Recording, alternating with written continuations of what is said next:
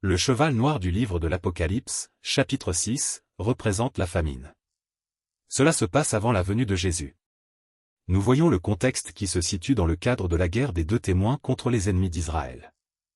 Voici le texte biblique en toutes lettres, Apocalypse 6, versets 5 et 6. Quand il ouvrit le troisième sceau, j'entendis le troisième être vivant qui disait, « Viens. » Je regardai, et voici, parut un cheval noir. Celui qui le montait tenait une balance dans sa main.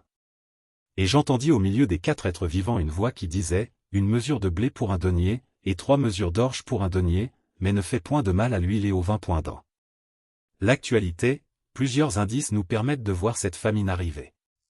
Le blocus du détroit d'Ormuz et la guerre entre la Russie et l'Ukraine montrent que le pétrole est bloqué. Cela perturbera les transports fluviaux et routiers par manque de carburant. Nous pouvons aussi observer que le soleil qui brûle les hommes brûle également la végétation et compromet les récoltes. Tout cela constitue des signes que cette famine est proche et vient rapidement. Ces signes sont là pour nous avertir et nous permettre de nous préparer afin de ne pas être pris de court.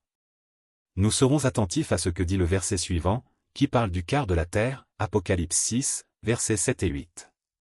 Quand il ouvrit le quatrième sceau, j'entendis la voix du quatrième être vivant qui disait, « Viens. » Je regardai, et voici, parut un cheval d'une couleur pâle. Celui qui le montait se nommait la mort, et le séjour des morts l'accompagnait.